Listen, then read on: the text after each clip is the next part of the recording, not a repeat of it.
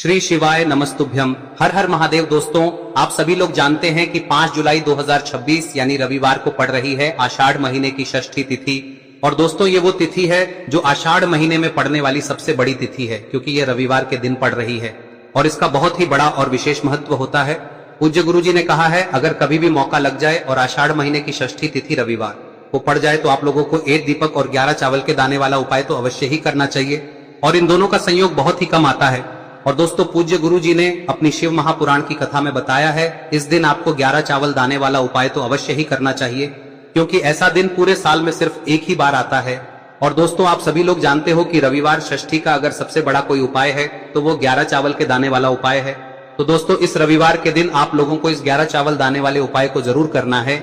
बहुत सारे लोग होंगे जिन लोगों ने इस उपाय को न किया हो, मतलब पूरा साल निकल गया और उन्होंने किसी भी दिन इस 11 चावल के दाने वाले उपाय को न किया हो। पर दोस्तों, आपके पास एक आखिरी मौका बचा हुआ है जो कि 5 जुलाई के दिन है। तो इस दिन आप लोगों को इस वाले उपाय को जरूर कर लेना है। भले ही आपने पूरे साल भर इस उपाय को ना किया हो, पर अगर आपने इस आषाढ़ महीने में पड़ने वाली षष्ठी तिथि के दिन अगर इस वाले उपाय को कर लिया तो आपको इस उपाय को करने का वो फल मिलेगा जिसकी आपने कभी कल्पना भी नहीं करी होगी।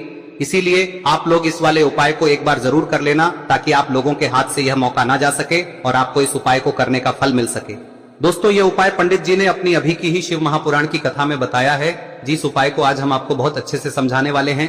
इस वीडियो को देखने के बाद इस उपाय को समझने के लिए आपको कोई और वीडियो को देखने की जरूरत नहीं पड़ेगी। तो चलिए दोस्तों, उपाय को शुरू करते हैं। देखिए, यह इस आषाढ़ महीने के रविवार के दिन यह इतना खास होता है, इतना महत्वपूर्ण होता है। देखा गया है कभी कभी बड़े बड़े पूजा पाठ अनुष्ठान से जो मनोकामना पूर्ण नहीं होते, वो इस आषाढ़ महीने के षष्ठी के दिन एक छोटे से उपाय करने से ही आपकी मनोकामना पूर्ण हो जाती है। और बहुत सारे लोगों ने इस उपाय को किया भी है और उनको इस उपाय को करने का फल भी जरूर मिला है। अगर आप लोग भी इस उपाय को रविवार षष्ठी के दिन करना चाहते हैं तो आप इस उपाय को पहले अच्छे से समझ लेना, सुन लेना, उसके बाद करना। आपको इस उपाय का फल जरूर मिलेगा। और इस उपाय को कर लेने से आपके घर में चाहे किसी भी प्रकार की दुख और समस्या क्यों ना चल रही हो, आपको उसका कारण भी नहीं पता है कि भाई ये समस्या किस कारण से चल रही है, उसका कुछ भी कारण हो सकता है, जैसे पितृदोष हो सकता है या किसी भी तरह का मंगल दोष भी हो सकता है। तो इस दिन आप लोगों को यह वाला उपाय कर लेना है। यह एक ऐसा उपाय है जिस उपाय को अगर किसी विशेष दिन पर किया जाए तो भाई उस विशेष दिन का जो है वह तो हमें मिलता ही मिलता है, पर हमने उस दिन पर इस उपाय को किया है तो हमें उससे भी बड़ा फल मिलता है और फल बहुत जल्दी मिलता है, क्योंकि आप इस उपाय को बहुत ही बड़े और विशेष दिन पर कर रहे हो। तो चलिए अब उपाय के बारे में बात करते हैं, लेकिन उससे पहले आप लोगों को यह जानना आवश्यक है कि आखिर यह उपाय किस समय करना है, किसको करना है और कैसे करना है। तो चलिए हम आगे आपको वीडियो में एक एक करके बता देते हैं, लेकिन उससे पहले अगर आप लोग हमारे चैनल पर नए हैं तो हमारे चैनल को सब्सक्राइब कर लेना और इस वीडियो को लाइक करके कमेंट बॉक्स में श्री शिवाय नमस्तुभ्यम ओम नमः शिवाय जरूर टाइप कर देना। और अपने फायदे के लिए, गरीबी दूर करने के लिए इस वीडियो को पूरा देख कर जाना, तभी आपको लाभ की प्राप्ति होगी। यदि आज आपने वीडियो को बीच बीच में से देखा, काट काट कर देखा, तो आपको जीवन में कभी सफलता हासिल भी नहीं। तो दोस्तों, इस 11 चावल के दाने वाले उपाय को हमें इस रविवार के दिन कैसे करना है, किसको करना है, किस समय करना है और कहां पर करना है, ये सारे सवालों के जवाब आपको इस वीडियो में मिल जाएंगे। और जो ये वीडियो देखेगा भाई, उसको 11 चावल के दाने वाला उपाय जरूर करना चाहिए, क्योंकि इस दिन एक चावल के दाने का भी बहुत ही बड़ा और विशेष महत्व होता है।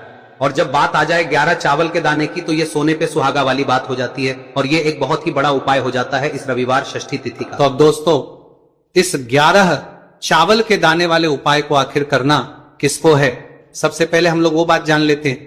तो देखो, घर की जो बड़ी माताएं बहनें होती हैं, उन माताओं बहनों में से कोई भी एक बड़ी माता बहन इस वाले उपाय को कर सकती है। और दोस्तों, अगर आप चाहें तो अपने घर में से सभी सदस्यों को भी इसको करवा सकते हैं। अगर किसी व्यक्ति की खुद की कोई मनोकामना है, खुद की कोई दुख और परेशानी है जो कि वो अपने लिए ही करना चाहता है इस वाले उपाय को, तो वह खुद अपने लिए भी कर सकता है। बाकी अगर कोई घर में से ऐसा है जो कि अपने पूरे घर परिवार की सुख और शांति के लिए ये वाला उपाय करना चाहता है, तो भाई वो भी कर सकता है, उसमें भी कोई दिक्कत वाली बात नहीं है। कहने का मतलब यह है कि इस उपाय को हर के सदस्य भी कर सकता है और पूरे घर परिवार के सदस्य के लिए घर की बड़ी माताओं बहनों में से कोई एक माता बहन भी कर सकती है। माताएं बहनें अगर घर में उपस्थित ना हो या वो ये वाला उपाय ना कर पा रही हो, तो फिर घर का कोई बड़ा सदस्य भी इस 11 चावल के दाने वाले उपाय को कर सकता है, चाहे फिर वो पुरुष ही क्यों ना हो, उसमें कोई भी दिक्कत वाली बात नहीं है। अब दोस्तों, इस 11 चावल के दाने वाले उपाय को हमें करना कहां पर है, हमें इसे शिव जी के मंदिर में जाकर करना है। बहुत सारे लोग प्रश्न करते हैं उपाय को करते समय, क्या हम इस उपाय को घर पर कर सकते हैं? तो इस वाले उपाय को आप घर पर नहीं कर सकते हो। इस वाले उपाय को करने के लिए आपको शिव जी के मंदिर ही जाना पड़ेगा। उसके बाद में दोस्तों जो अगला प्रश्न निकल कर आता है वो ये आता है इस उपाय को लेकर कि आखिर इस उपाय को हमें किस समय करना है, सुबह के समय करना है कि शाम के समय करना है? तो देखो इस वाले उपाय को आप लोग सुबह के समय भी कर सकते हो और शाम के समय प्रदोष काल में भी कर सकते हो। अब अगर आप पूछो कि भाई सबसे उत्तम समय कौन सा रहेगा इस 11 चावल के दाने वाले उपाय को करने का, तो हम आपसे बस यही कहेंगे कि इस उपाय को आप सुबह के समय करेंगे तो ज्यादा बेहतर होगा। बाकी अगर प्रदोष काल शाम के समय भी करेंगे तो भी अच्छा होगा, उसमें कोई भी दिक्कत वाली बात नहीं है। तो अब दोस्तों जो अगली सबसे बड़ी और महत्वपूर्ण बात आती है वो ये आती है कि सुबह अगर हम उपाय को करेंगे तो हमें कितने बजे से लेकर बजे तक के बीच में करना है, और शाम के समय प्रदोष काल में करेंगे तो हमें कितने बजे से लेकर कितने बजे के बीच में करना है। तो देखो सुबह जितनी जल्दी हो सके आप उपाय को करने की कोशिश करना। बाकी अगर किसी कारणवश लेट भी हो जाओ, थोड़ी देर भी हो जाए, तो 10 या 11 बजे तक भी आप उपाय कर लेना, और 12 बजे से ज्यादा देरी ना हो, ठीक है, इस बात का ध्यान रखना। उसके बाद में दोस्तों अगर शाम के समय प्रदोष काल की बात करें, दोष काल का जो समय है होता है वो शाम के 6 बजे से शुरू हो जाता है। मतलब शाम के 6 बजे से लेकर 7 बजे के बीच का जो समय होता है ये समय प्रदोष काल का समय होता है। पर अभी जो मौसम चल रहा है इस मौसम में जो है शाम बहुत देरी से होती है, तो आप इस उपाय को 7 या 8 बजे के बीच में भी कर सकते हो। मतलब शाम के 6 बजे से रात 8 बजे के बीच में आप कभी भी इस वाले उपाय को कर सकते हो, उसमें कोई भी दिक्कत वाली बात नहीं है। अब दोस्तों यहां पर इस उपाय को लेकर एक और सबसे बड़ी बात यह निकल कर आती है कि इस 11 चावल के दानों को हमें लेना कहां से होता है, और हमें इस उपाय को करने के साथ में क्या और कुछ भी सामग्री ऐसी होती है जो शिव जी के मंदिर लेकर जानी है। तो देखो यहां पर हम आपको बता दें, सबसे पहले आप लोग ये जान लो कि ये जो 11 चावल के दाने वाला उपाय है, सिर्फ और सिर्फ आप उपाय की सामग्री लेकर कभी भी शिव जी के मंदिर मत जाना, क्योंकि हमें भगवान के सामने ये नहीं दर्शाना है कि अगर हम भगवान शिव जी के मंदिर आए हैं तो अपने फायदे के लिए आए हैं। तो इसलिए जो भी पूजन सामग्री है उपाय सामग्री है 11 चावल के दाने, इसके साथ में आपको पूजन सामग्री भी जरूर लेकर जाना है। देखो अगर सुबह के समय उपाय कर रहे हो तो सीधी सी बात है 1 लोटा जल तो आप लेकर जाओगे ही जाओगे। वही 1 लोटा जल अगर मिट्टी का जल हो तो बहुत अच्छा रहेगा। मिट्टी का जल कैसे बनाया जाता है इसके लिए हमने पहले से बहुत सारी वीडियोस बना दी है। आपके पास इस दिन एक आखिरी मौका रहेगा मिट्टी का जल शिवजी पर चढ़ाने का और उपाय को करने का, बहुत बड़ा आपको इस दिन फल मिलेगा। तो इसलिए इस दिन हो सके तो भाई मिट्टी का जल चढ़ाना, तो अपने साथ में कम से कम 1 लोटा जल तो आपको लेकर जाना ही जाना है। अगर मिट्टी का जल नहीं है तो घर का जल भी आप इस्तेमाल कर सकते हो।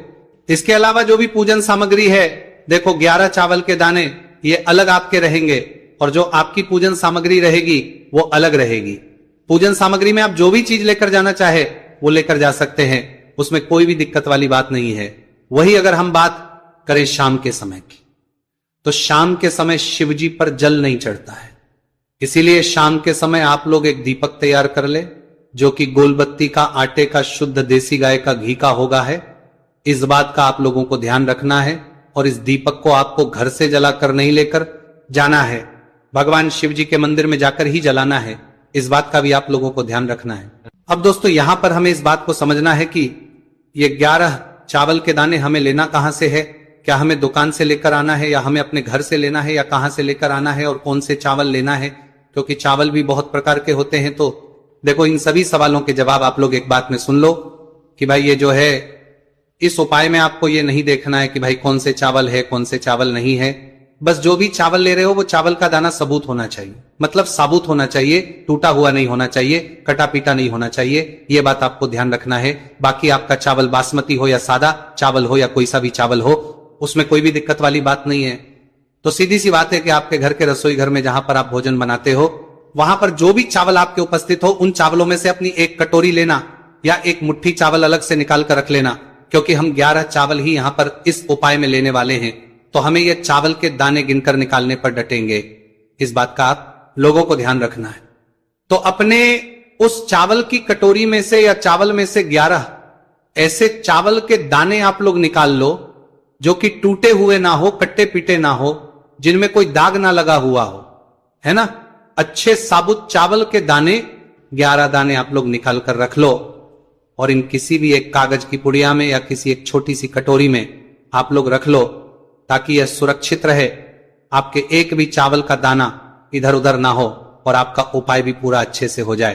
तो भाई जैसे ही आपका उपाय की जो सामग्री है 11 चावल के दाने ये तैयार हो जाते हैं, उसके बाद में आपको जो भी अपनी पूजन सामग्री है सुबह के समय कर रहे हो तो एक लोटा जल या पूजन सामग्री जो लेकर जाना चाहो उसकी भी तैयारी कर लेना, और किस समय जा रहे हो तो भाई अपना जो दीपक है उसे तैयार कर लेना, ठीक है। और उपाय को करते समय शुद्धता का विशेष रूप से ध्यान रखना, ठीक है। सुबह सुबह स्नान करने के बाद ही उपाय को करने की आप लोग तैयारी करना। उसके बाद अगर शाम के समय की बात करें तो शाम के समय आपको स्नान करने की जरूरत नहीं है, पर शुद्धता का ध्यान रखना है। आपको स्नान तो नहीं करेंगे, आप हाथ मुंह धोकर भी इस वाले उपाय को शाम के समय प्रदोष काल में कर सकते हैं, इसमें कोई की बात नहीं है। तो आप अपने उपाय की पूरी सामग्री तैयार करके आपके पास ही में जो आपका शिव मंदिर हो वहां पर पहुंच जाइए। सबसे पहले शिव मंदिर में जाकर आप लोगों को उपाय नहीं करना है, पहले भगवान के दर्शन करना है, भगवान से आशीर्वाद प्राप्त करना है, फिर शिव जी की शिवलिंग के पास में आना है। शिवलिंग के पास में आने के बाद आप जो पूजन सामग्री लेकर आए हुए हैं, जैसे कि सुबह गए हुए होंगे तो एक लोटा जल और जो भी पूजन लेकर आए हैं आप उनसे भगवान शिव जी की पूजन कीजिए। सबसे पहले तो एक लोटा जल ही चढ़ेगा, उसके बाद में आपकी पूजन सामग्री चढ़ेगी। उसके बाद में अगर दोस्तों शाम के समय अगर आप इस उपाय को कर रहे हो तो अपने साथ में कम से कम एक जो दीपक है गोलबाती का जो आप अपने साथ में लेकर गए हो, उस दीपक को मंदिर में जाकर अपनी माचिस से जलाना है और उस दीपक को शिवलिंग के पास में रखना है, ठीक है। इस दीपक के बाद ही आप लोगों को अपना ये वाला उपाय शुरू करना है, और दीपक को ज्यादा पास में मत रखना, वैसे भी गर्मी पड़ रही है, भगवान शिव जी को आंच नहीं लगनी चाहिए, है ना। तो भाई जैसे ही आपकी पूजा अर्चना हो जाती है आप भगवान शिव जी को प्रसन्न कर लेते हैं। उसके बाद में शिवलिंग के पास ही में आप कहीं पर बैठ जाइए, सामने या आसपास जिस जगह पर आपको बैठना हो वहां पर बैठ जाइए और अपने वो 11 चावल के दाने अपने सामने निकाल कर रख लीजिए, क्योंकि अब यहां पर करने की आपको तैयारी करना है। और इस तरीके से जब आप उपाय करेंगे पूजन सामग्री करने के बाद, पूजन अर्चना करने के बाद, तो आपको उपाय का फल बहुत जल्दी और बहुत बढ़ा होकर मिलेगा। तो अपने 11 चावल के दाने अपने सामने निकाल कर रख लेना, और ये जो उपाय है ये आपकी सीधे हाथ की हथेली से होगा, इसलिए इस बात का भी विशेष रूप से ध्यान रखना है। तो सीधे हाथ की हथेली का प्रयोग करके ही आप लोग अपना इस वाले उपाय को करना। अपने सामने जो भी आपकी कागज की पुड्डियां हैं उसको रख लो, या कटोरी है तो भाई उसे अपने सामने रख लो और अपने वो 11 चावल के दाने निकाल लो, ठीक है। उसके बाद में दोस्तों अब आपको क्या करना है कि शिवलिंग आपके सामने होगी, तो आपने वो 11 चावल के दाने एक एक करके आपको शिव जी के शिवलिंग के ऊपर चढ़ाना है। कहां पर चढ़ाना है? शिवलिंग के ऊपर चढ़ाना है, और कहीं पर भी नहीं चढ़ाना है, आपको अपने हथेली से शिवलिंग के ऊपर चढ़ना है। भले ही फिर वो अपने आप जलाधारी पर गिर जाए या मतलब वहीं पर गिर जाए, उसमें कोई दिक्कत वाली बात नहीं है, पर आप चढ़ाओ शिवलिंग के ऊपर ही। तो आपको क्या करना है, अपना पहला चावल उठाना है, श्री शिवाय नमस्तुभयम बोलना है और शिवलिंग पर चढ़ा देना है। इसी तरीके से दूसरा चावल का दाना उठा है, शिवलिंग पर चढ़ाना है और मंत्र बोल देना है, और फिर तीसरा चावल का दाना उठाना है, श्री शिवाय नमस्तुभयम बोलना है और चढ़ा देना है। इसी प्रकार से आपको पूरे 11 चावल के दाने एक एक करके शिवजी के शिवलिंग के ऊपर चढ़ाना है और भगवान से प्रार्थना करते जाना है।